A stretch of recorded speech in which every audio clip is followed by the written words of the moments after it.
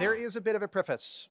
This session is not specifically designed to make people uncomfortable, but I would be lying if I were to tell you that it has not been known to do exactly that, because I will cover a couple of things that are uncomfortable. Now, I've said it, you can't sue me. Good stuff. This is the Untruthful Art, also known as the session that just did not want to die. I've been doing this for a couple of years, updated it as I go, and I thought I had retired it 2 years ago. It did not stay retired. It's back. Probably because it's still pretty relevant. So, these things are hard, yo. We live in the age of information. In 2023, 120 trillion gigabytes of data was created. That's 120 zettabytes of data. I'm pretty sure that half of it is probably going to be porn and spam, and the rest is evenly split between cat pictures, TikToks, and maybe, just maybe, some kind of useful information. I have yet to find it, but I'm sure it's there. So, how much of that is true? Well, we need to move the question to what is true anyway. I don't know. There's no such thing as truth. It all comes down to context. And in this world of unclearness, if you will, lack of clarity, there is always an opportunity to manipulate, to influence an outcome, to change your minds. And that is what we're going to be covering today. Because the only thing that is worse than getting played is getting played without you knowing it. So we are going to look at what deception can look like. This is not an exhaustive list. These are a number of examples. We're going to see how to spot the foul play. Some of this will be dead obvious. You are going to laugh. Some of it is not. Also, what makes the data viz craft in itself so dangerous?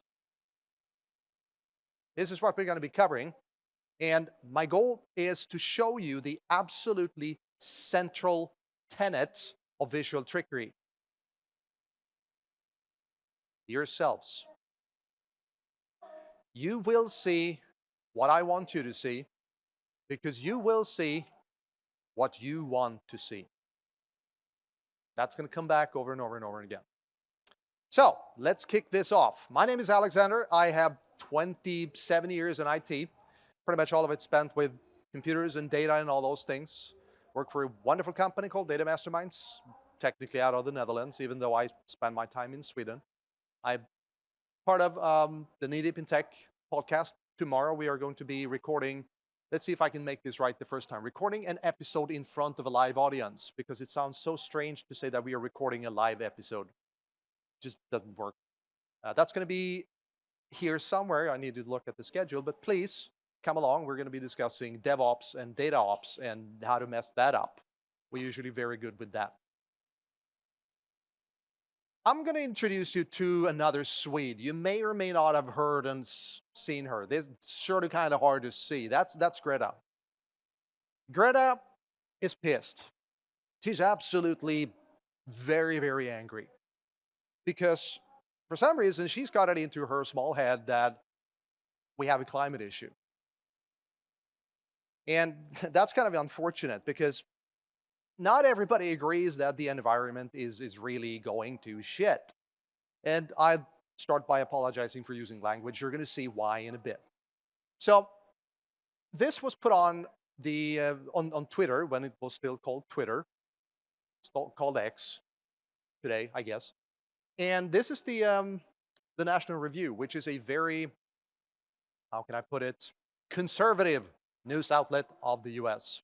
I could have called this whole 50, 60 minutes an hour with Fox News. I didn't. I'm not allowed to do this session in the United States. But as you can see, we do not have any climate issue change thingy at all. Why are we being so upset about it?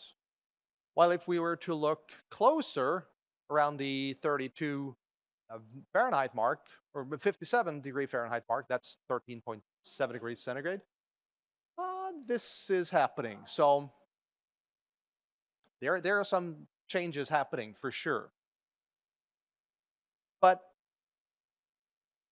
the thing is, we can start to see a trend, and the problem is these are absolute numbers. They don't really tell us much about a change, do they? So what if we actually look at the data underneath and put that into Power BI? Then it turned, oh wow, oh dear. There seems to be some point to this, because what happened around the 40s? It was a bit of a war on, just a small one. That turned into more heat, and then it's just been going up, up, up, up and away. So this is the anomaly, and this is the global ocean temperature. That's the whole world, people. Do you think there is any change between the Pacific Ocean and the Indian Ocean? Yeah, it is one of the reasons why averages are so dangerous. Because if you spread it out on a large enough surface, you can get away with just about anything. Take this, for instance. Percentages of Americans that identify as Christians. It doesn't matter what we see when it comes to data. Look at the numbers. I was never good at math. Is that more than 100? Can it possibly be more than 100? Yeah, I guess you could. No, it can't. We can keep going. So Fox News is this wonderful outlet of amazingly crappy statistics. We can go here because this is job loss per quarter. And on the x-axis, we have time. On the y-axis, where's the y-axis? It was there yesterday, I'm pretty sure. No, and that's the thing. What's missing in this picture? There's a couple of red flags. Whenever you see an absolutely straight line, you know that someone just busted out Photoshop. But where is my axis? Friends, do not let friends not use axes. But it gets worse. Look at the x-axis. Is it equidistant? I'm pretty sure there's a longer time between March 09 and June 10 than it is between December 07 and September 08. Why would this be? Could it be that someone had decided that let's just massage this a bit? In the words of Patrick LeBlanc, we're going to massage the data a bit. So if we were to take the actual data, put that into Power BI and plot it, this is not Power BI, this is PowerPoint. Almost the same thing. I needed PowerPoint to be able to do this. But if we actually take the data and put it into Power BI, this is what it looks like. Why could it be that we want that space between March 09 and June 10? Well, probably because the data did not fit the narrative that they were looking for. Funny that. But if you want to see that job loss is going up under a democratic government, well, you just look at it and go, yep, seems reasonable. Then we can go to Sweden. This is not comfortable for me to show you, but this is my country. I sincerely apologize. You do not do statistics this way because what we're looking at is two axes in the same visual. If you just look at these, you're going to see that, oh crap, 60 to 69, that's a fairly high chance. Then you're going to be good for 7 to 79. Wait, what? So it's actually less dangerous to be 70 to 79 than to have COVID for 60 to 60. No. They're two axes, and they do not behave the same way. It's not wrong, but it sure as heck is not right. We can keep going. Found this. I've looked at it for 2 days. I still do not know what I'm looking at. If anyone can tell me, I will listen.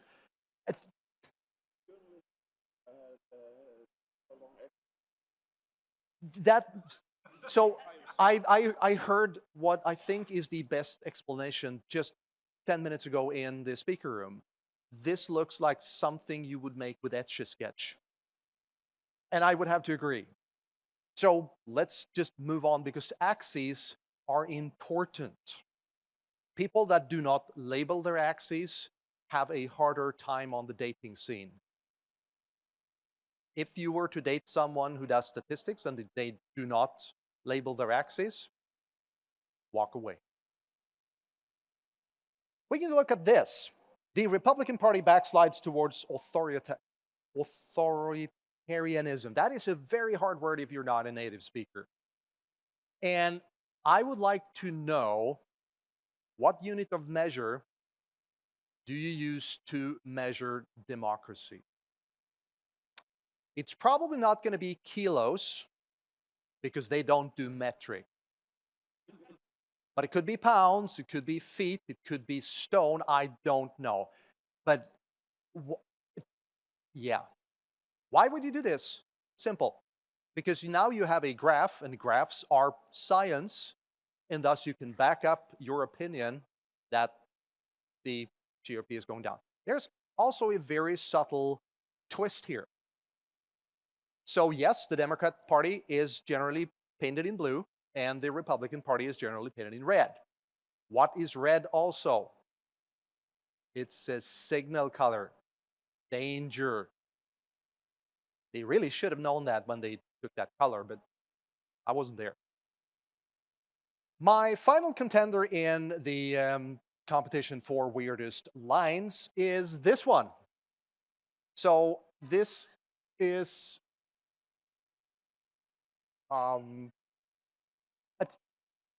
the most growth happens over here. I'll point out the problem for you. They changed the scale mid-sentence from a linear scale to a logarithmic scale. No! You do not do that. Just no. And if you absolutely still feel that you have to, put out a big-ass sign telling people that we had to change this to make it make sense. That's fine, but do not just leave it.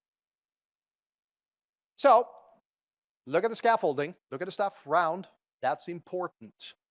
While we're at it, a chart axis should almost always start at 0, because otherwise everything will be relative.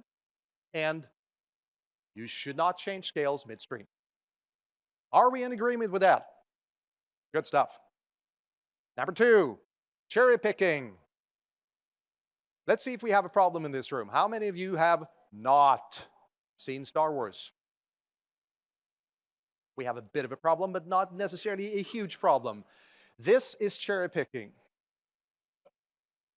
Is Darth Vader a good leader? Yeah. Cherry picking is the art of asking a question and framing it and putting a context to it so I can pretty much decide on what you're going to be answering. There is not a stormtrooper alive, pun intended, who would not agree that Darth Vader is the best leader ever, because otherwise they would find a bit of an issue breathing. Let's go to the UK and we're going to look at your GDP. Oh boy, your national debt is going that way. Sorry for y'all from the UK, because yeah, now there are some interesting issues here. Look at the scales again, because that's 1995 to 2016. I'm pretty sure that there were a couple of years before that, and I'm fairly confident there was a couple of years after that as well. What if we again go back and look at the entire data set? Really? So, okay, between those lines, that's what we were looking at. And sure, if you cherry pick, you can show anything with any data. Just because you can doesn't mean you should. That was the easy part. Now I'm going to show you the hard part. This came out on Twitter a couple of years ago. There's a Danish guy, Bjørn Lomborg. He is a climate skeptic, denier, call it what you want. He found this. This is a correct, not manipulated at all visual from the EPA, the Environmental Protection Agency. There is nothing wrong with this graph. None. And as you can see, the 30s were very warm, but it's fine. We don't really have an issue in the 2010s and 2020s. What's going on? So this caught the eye of a professor at Texas A&M, Andrew Dessler, and he decided to look at what are we seeing. The small keyword here is climate change indicators, heat waves. What is the definition in this specific case of the heat wave index? He decided to find that out, and I need to read verbatim because this is too good to make up. If you go to the EPA website, in the 2008 report, listen to this. The heat wave index counts the occurrence of 4-day heat waves of temperatures exceeding 1 in a 10-year recurrence. Can you repeat that back to me, please? No? Can you explain that to me, please? No. So they had chosen a completely arbitrary way of defining things. What if we instead took a more sensible approach to what heat is? Well, if we were to look at the data and plot it, this is what it would look like in reality if we say days warmer than usual. But this is not the whole truth, because this is just the United States. It turns out that there are more countries outside of the United States. And suddenly it looks like this, and we're back to that, yep, Greta is probably onto something.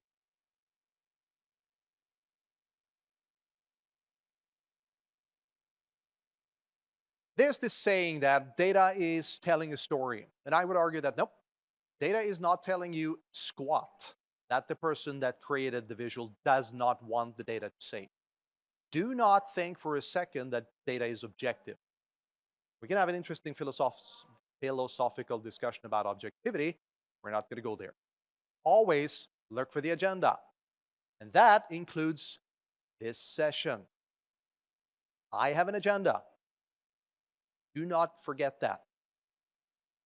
Consider the responders. I can figure out a way to ask you a question to guarantee that you will answer in the way that I want. And then I can take that as science and put it in a paper, and we're back to, yes, this is exactly what I want to see. So if you can, always try to examine the base data, because the base data is much more difficult to hide things in, but it also becomes 10 times more complicated to understand. So we are now going to the third part, which is comparisons. There's a saying that you should compare apples to apples, but I think apples to trombones is way more fun. And as you can clearly see, right next to the trombone, there is an apple. Trust me, there's an apple. And in case anybody was wondering, that is a military 6-valve trombone from 1886. Let's go back to the US. So this is a map. It's supposed to be a map of the most dangerous cities in the US. And we can clearly see that Chicago is very dangerous. Baltimore is not much less dangerous. We don't know how we measure democracy. So how do we measure danger? I don't know. And that's the problem. There are no axes here. This is chock full of what we call fluff. Just stuff that looks cool, but does not give you more insight into the information. So let's take out the fluff and just turn it into a normal bar chart. And if we do that, we're still going to see that Chicago is up there and sticking out like a sore thumb. We still have no axes. This means nothing. But if we look at what this data actually is, it is the number of homicides in 2019 by city. Better, do we have any issues with this? Exactly. I can hear what you're thinking. If you've been to the US, if you've been to Baltimore, if you've been to Chicago, it turns out that there's a bit of a difference in size. So why would you compare absolute numbers? Well, because you want to drive home the narrative that Chicago is more dangerous than Baltimore. And, well, Chicago's still there somewhere. Yeah, there it is. Pretty far down. And Baltimore is still high up. So you need to compare apples to apples. Don't try to make interesting comparisons otherwise, because as we put them into red, that's where we go. Show of hands, how many are all from the UK? Do you trust the BBC? It's reasonable. So coming from outside of the UK, BBC is this establishment. It's this church of science. This is from the BBC. This is a screen grab from TV. What are we looking at? We are looking at the hospitalized patients during the COVID pandemic. And as you can see, Northern Ireland had a lot of people in the hospital. But what you cannot see, because you need to step up very, very close to this, is that the highest line for England, that's 3,000. The highest line for Northern Ireland is 700. So if you cannot see the scales, you just look at the shapes, and we as humans, we like shapes. That's how we look at pictures. We see what we want to see. Again, this is being put on TV at prime time. Another interesting thing that we can do is track revenue. And as my revenue, I really shouldn't say this because my manager is in the audience, but I'll do it anyways. My revenue is, so I get money from selling. Selling people does not really sound good, does it? I'm a consultant, but selling things. Let's play with the idea that I sell things and I get money. And my bonus is based on how much I sell. And as you can see, I am going to be rich because this is my sales. It is just going that way. Fantastic. Look at the scales. We're a relatively small company. We're 13 people. We're not quite in the billions just yet. We're getting there. We're projecting that for 2026, but we're getting there. But that is a warning flag. Why is the number so high? I do not own Microsoft. If I did, that might make sense. How can we get to this number? Well, let me introduce you to the concept of cumulative things, because this is cumulative revenue, meaning we just add to it. What needs to happen to your revenue for this line to go down? It needs to tank. It really needs to tank. What if I told you that this is what it looks like over time? That's exactly the same line as this, just divided in time. What if I told you you have seen this exact thing? How many of y'all have an Apple device? Hello.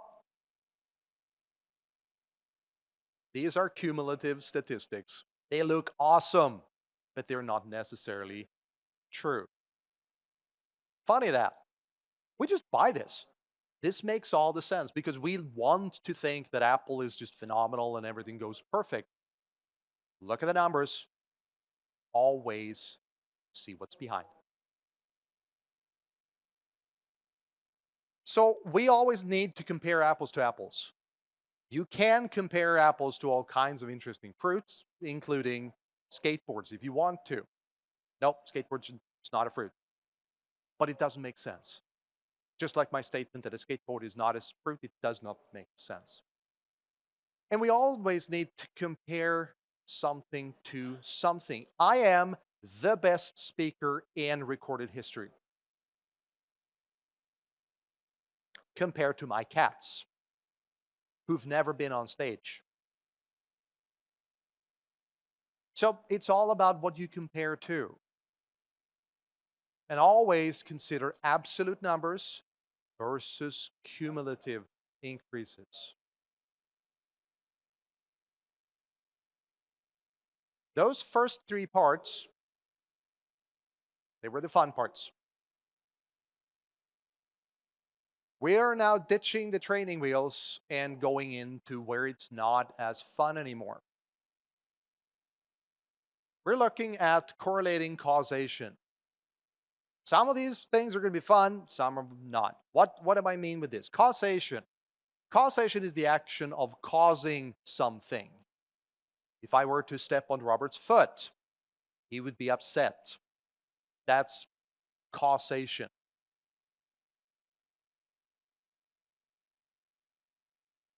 In 2013, Britney Spears released Work Bitch, and you can clearly see that the US unemployment rate dropped as an effect. No, it correlates, yes, but I don't think there is a causal link. I can't know, but I don't think there is a causal link. So there is a wonderful website that I highly recommend you to go to. That's Tyler Vigen's Spurious Correlations, because you can correlate anything. Per capita consumption of cheese and total revenue generated by golf courses. They clearly correlate. I still don't think there is a causal link, because what we're essentially seeing is this. Either that is one heavy-ass cat, or there's more to this story.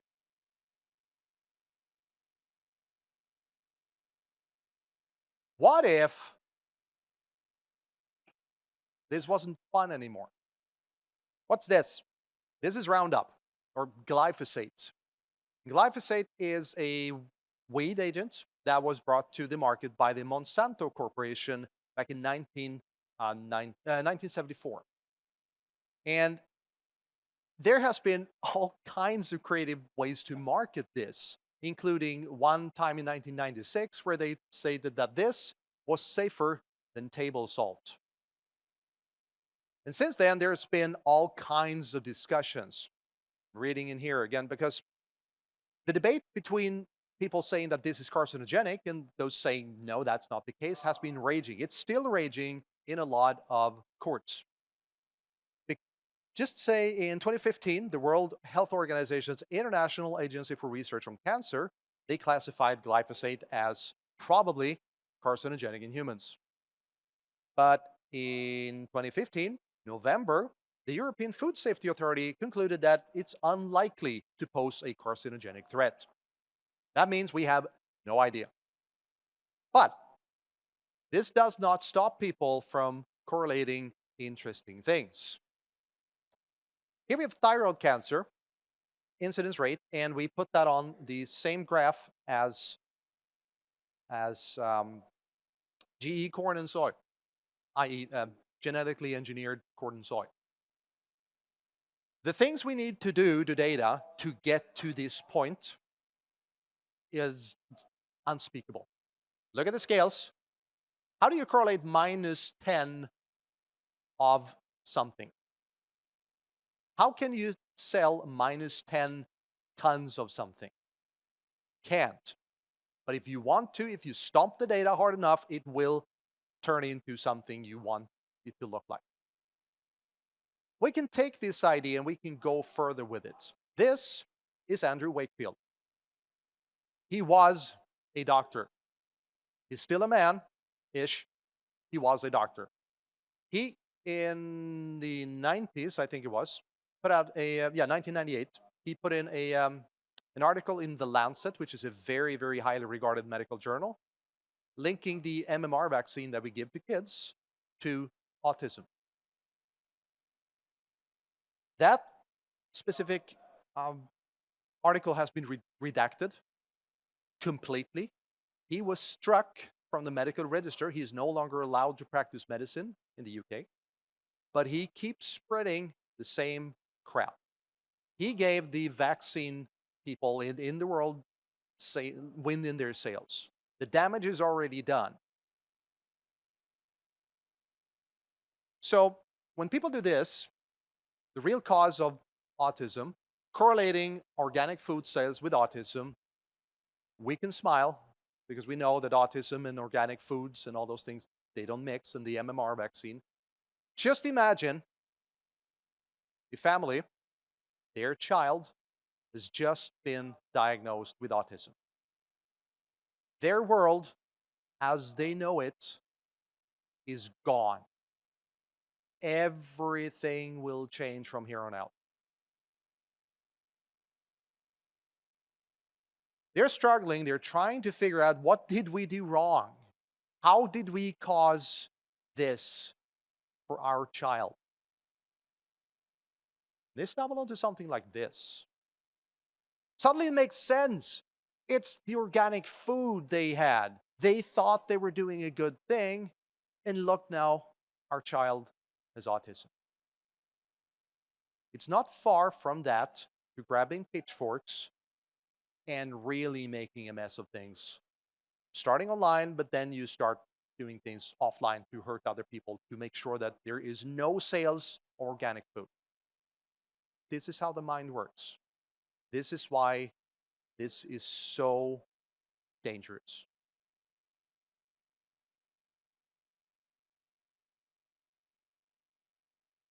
Just because you can doesn't mean you should. There are few more powerful things than the data viz art.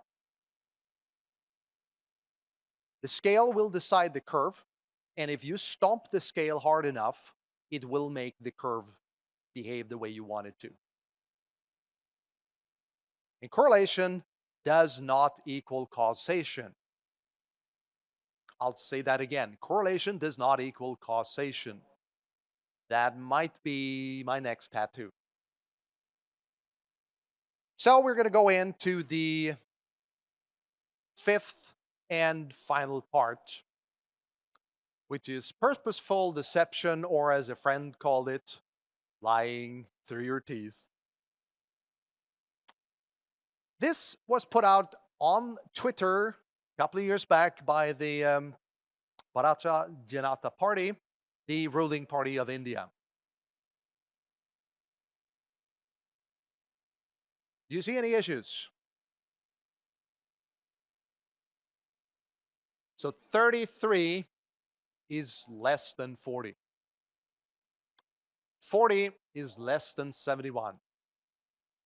71 is more. Really?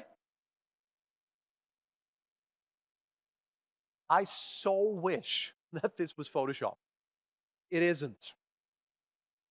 But how do we deal with this? Because what's happening here, we're back to the whole fluff again. There's so many things here specifically designed to take your eyes off the problem. So if we start to whittle away stuff, we take away the arrows. Well, we still have the bars, and the bars are different heights, so that should be okay. Well, we take out the bars as well. Then we can see a progression. So if we put the whole thing back again, this is what it should look like. So we're back to, just because you can doesn't mean you should. And how can you think that people are this dumb? If you think this is a good idea, I have a nice metallic structure in Paris that I can sell you. It's called the Eiffel Tower. So what if I showed you this? And the narrative here is there is not a housing crisis in the US. As you can see, there's one thing missing from this. That is what we're actually looking at. This is the number of available housing units, i.e., apartments and houses in the US, and how that has changed over time. And there are more available houses now than ever, pretty much. Why are people whining about that there's nowhere to live? It's fine. Remember what I told you about averages. Yeah, this is average for the entire country of the United States. It doesn't matter if you have a lot of apartments in Armpit, Colorado, where nobody wants to live, compared to New York, where people, for some reason, want to live. So this is completely useless. It's not wrong, but it's not useful for the argument. But if you don't know how to deconstruct this and figure out what's actually behind it, you might find it difficult to counter someone that whips this out and goes, no problem, look at the data. It's a nice graph. And I mean, maps, they hold this special place in my heart. There is a gentleman here at this conference whose name is James Dales. What he does not know about mapping and Power BI, don't bother. He can do all kinds of crazy things. The small map in the big area where you can see all the airplanes flying around, that's him doing it in Power BI. I still have no idea how he did that. But maps are difficult because of the way that your brain works. This is one of the reasons why I'm not allowed to do this in the US, because we are now going to talk about the US election. Now, I'm dumb, but I'm not dumb enough to do 2016 or 2020, and definitely not 2024. Let's look at 2012. Quick primer. This is the continental USA, United States. Well, we actually have Hawaii there as well. US is kind of a big place. Really, really big place. There are two main parties. We have the Democrats, we have the Republicans. And if we were to color the states, the colors of how they voted, so blue for Democrats and red for Republicans, well, what happened in 2012? But in 2012, there was the incumbent, Barack Obama, Democrat president. He was running against Mitt Romney from the Republican Party. And the narrative was then that the Republicans had the election stolen from them. Not quite as severe as in later years, but look, it's more red than it is blue. It gets worse. Turns out that the states are actually divided into counties. There's quite a few of those. How can you look at this map and tell me that the Democrats won? Just look at it. It is red. More than, 85% red. But still, they claim the Democrats won. Imagine you're in some rural neighborhood and you don't really know about these things. You just open the paper this morning, you see this, and the headline, the election was stolen. You can see. Come on, y'all. You're a smart person. You've done this before. You can look at the numbers. Clearly, the Republicans won. Why are we having this conversation? We're going to Washington and we're going to bring guns. Why did this happen? What am I looking at? This is one of the fundamental issues with maps. Because we ascribe the same value to each and every bit and piece. We automatically think that every square or shape is worth as much as the next one. How is this possible? Because it turns out that if we look at the number of voters per state, then we can see that all the way to the left, we have California. California has a lot of surfers, and surfers like to vote, clearly. And California was voting Democrat. All the way over here, we have Wyoming. Anybody ever been to Wyoming? What do you predominantly have in Wyoming? Cattle. And to my knowledge, cattle does not vote.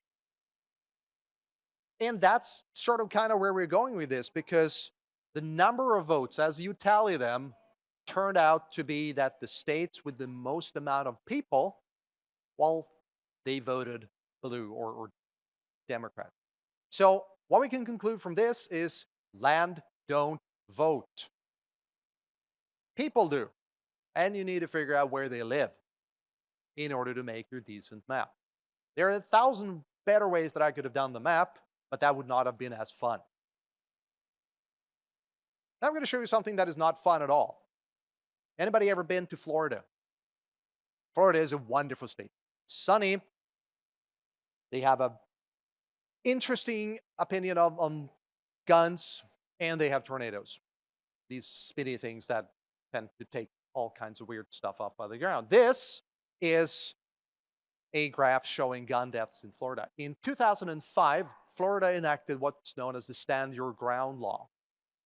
It's a variation of the Castle law, meaning that you are within your right to pull a gun and use deadly force on someone trying to hurt you, for instance.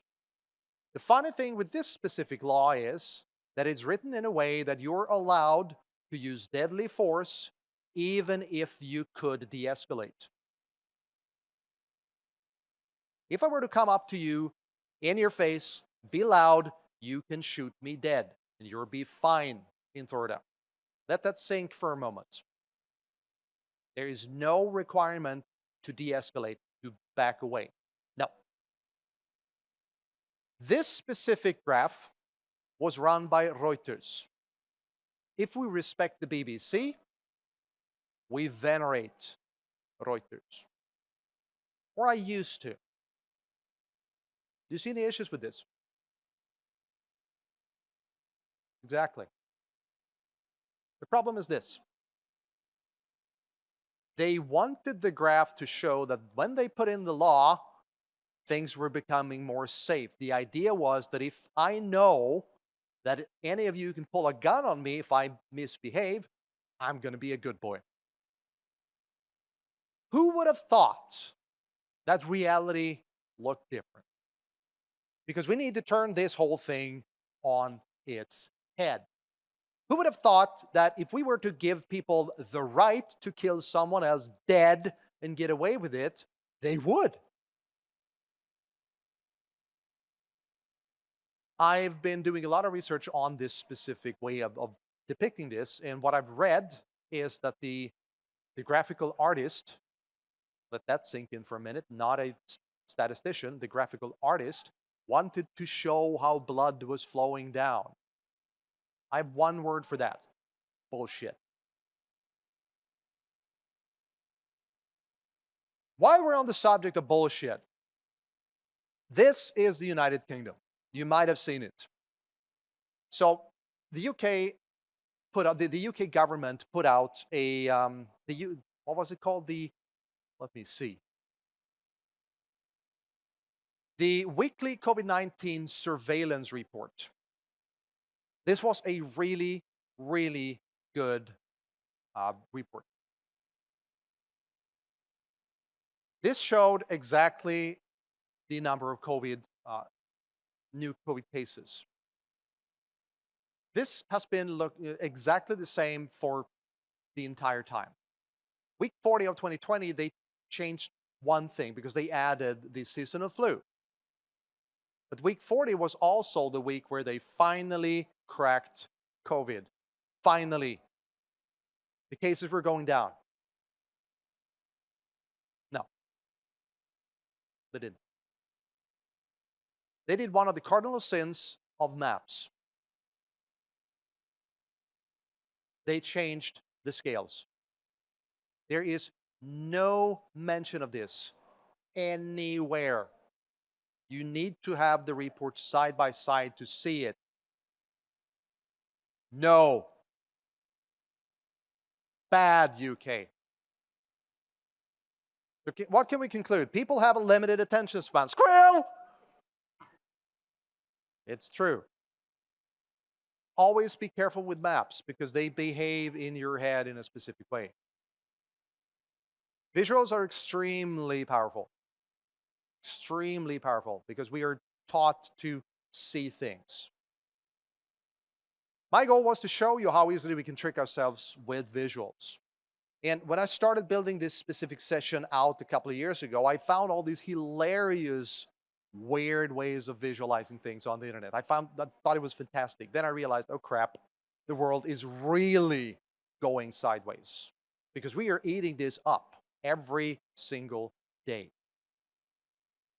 I mean, this asks the questions, if these are the things that I see on the internet, and I'm fairly well versed in data, what is it that I do not see?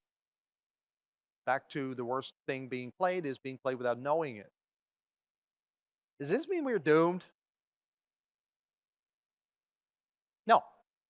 I actually don't think we are doomed, because not unless we choose to be. Willful ignorance is rampant, but there are ways to work around this. I still think that it's possible to make people think for themselves, because the solution is as obvious as it is rare. I mean, we know automatically how to interpret the traffic lights. We know not to buy things from people in alleys. We know not to eat yellow snow. These things are common sense. What if we could take data literacy and turn that into common sense? What if we could take data literacy and add that to our curriculum? What if we could take data literacy and teach our kids to be skeptical and really think about everything they see in front of them? There's so many books that I could recommend you, and it's not my fault if you jump down through this hole, because it's a deep one and you can never unsee what you've seen. This slide deck will be available in a bit, but these are just a few of them that I recommend. We've seen a few things, and with great Power BI comes great responsibility. I had to put in Power BI, otherwise we're at the Microsoft conference. We see what we want to see, always. Increasing data literacy is key, absolute key. I don't think we're doomed yet, but be observant, be vigilant, do not take anything at face value, and we just might still have a chance. My name is Alexander. I thank you so much for your time this morning. Enjoy the rest of the conference.